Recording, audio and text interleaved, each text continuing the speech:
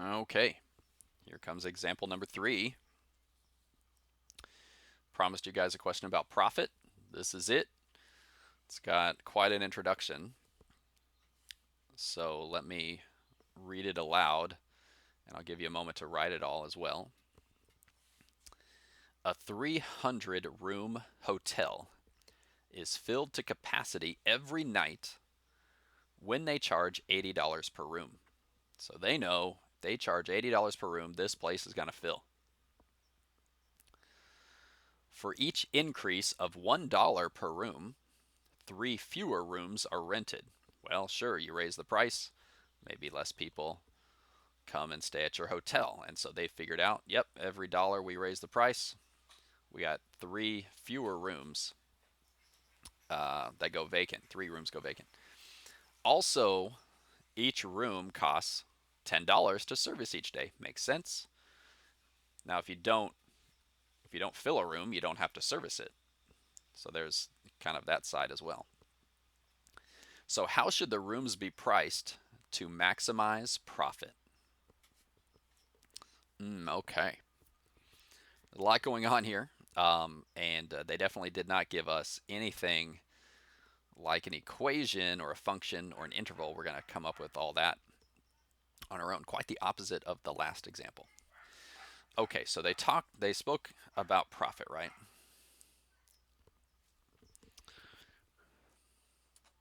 Let's say, well, let me show you guys this.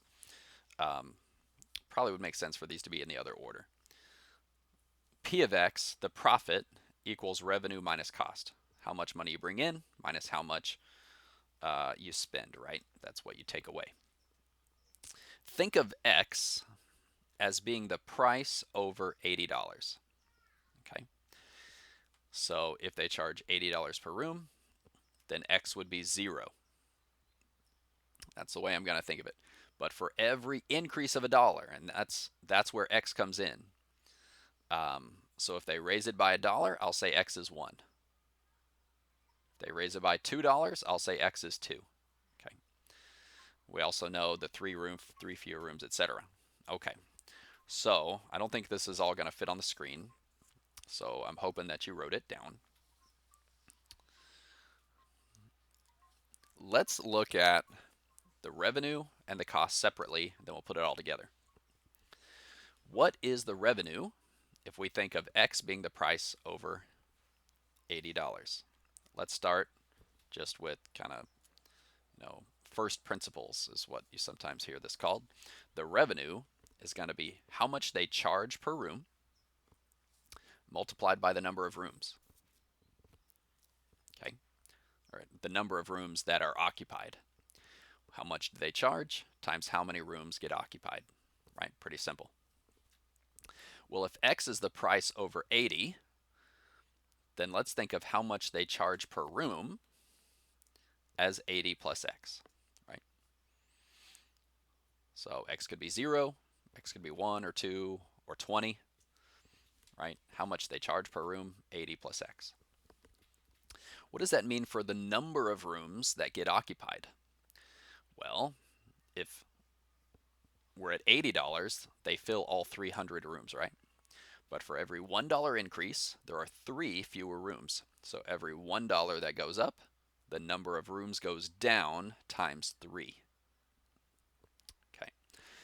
So let's think about this. So if they charge $81, then X is 1, and they would lose 3 rooms, right? $297. $81 times $297. If X is 2, they charge $82, then they only have 294 rooms, 300 minus 6, right? Okay, I'll leave it at that. You'll see other problems that take this theme, right? As they increase this, this decreases, right? And that's like supply, demand, kind of, price and demand sort of thing. And it's going to fit this same kind of pattern, right? So as one goes up, the other goes down, and there's this ratio of 3 to 1. What also helps is just writing out those numbers, right? Like 80, 300, 81, 297. 82, 294. And does that match? Do these things match your, your equation each time? Okay. I'll stop talking about that. Here's what we're going to do. Let's simplify this. Multiply it all out. FOIL.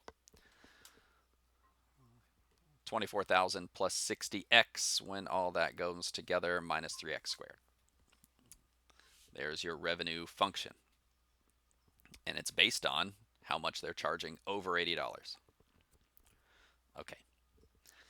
Let's think about the other part, the cost. The cost, remember back in the problem, it said it cost them $10 to service each room that gets occupied.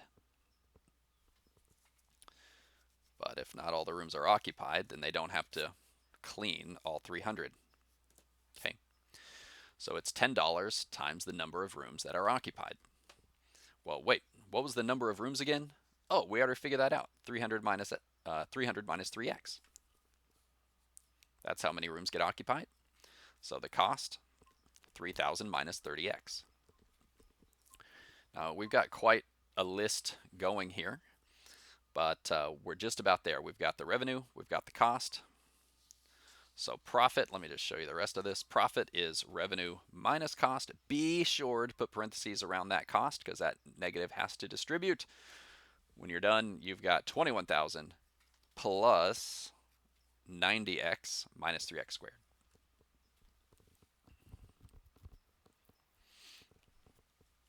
Okay.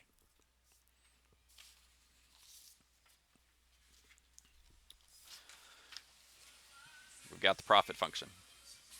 The next question is, the sun's kind of going down on me here, so it's getting a little dimmer in my camera. I think we'll be all right. What's the interval of x?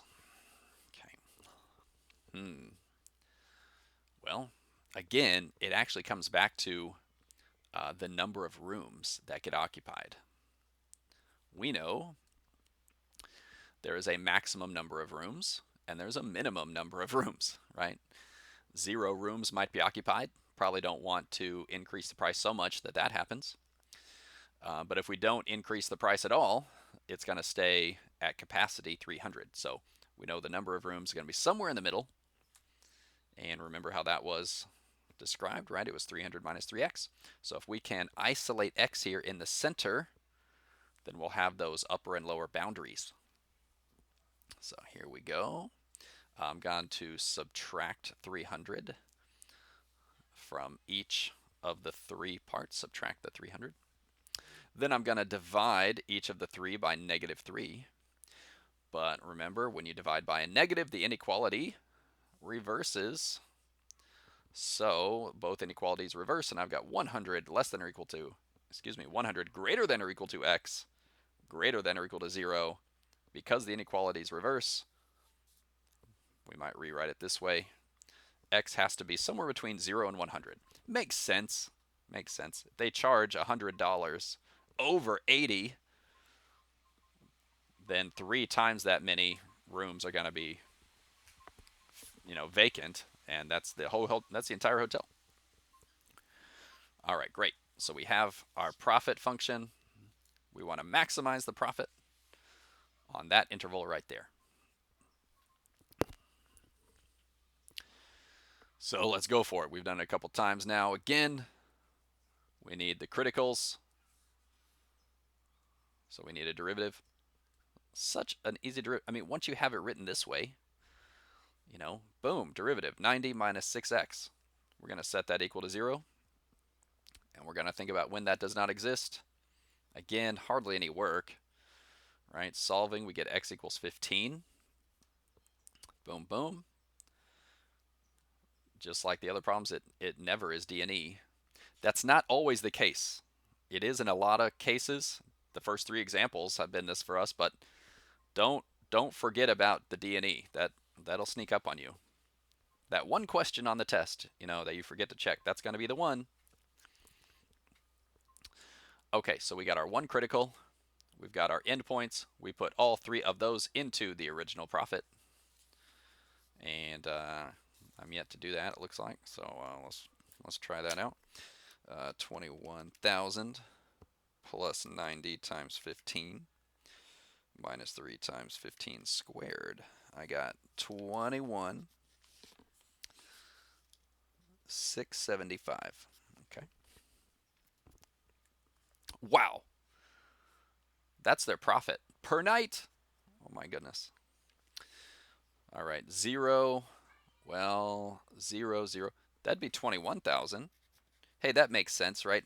Because X is the price over 80. So if they keep it just at 80, then they're going to make $21,000. Remember, they have to clean all of these rooms as well. And if they mark the price up $100 over $80, $180 per night, what's going to happen? I don't know.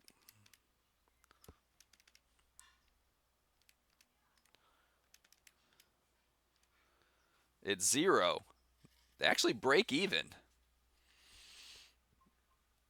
They break even because nobody comes to the hotel. There's no guests, but they also don't have to clean any rooms. They probably do have other costs, like their rent and other cleaning and utilities. So, all right. So we probably want at least some profit. Well, it's not really all that much. It's only up $675, but that's definitely the max profit right there. Okay, what was the original question? It wasn't what's the maximum profit. Here it was how should the rooms be priced to maximize profit. So we're not looking at that number so much now. We're looking at the 15. $15 above the 80, they need to price at $95 per night, and they can squeeze out an extra $675. Not all that much compared to the 21,000, but that's going to be their angle, I guess. Okay, well, that was a fun problem. We've got one more example in the next video.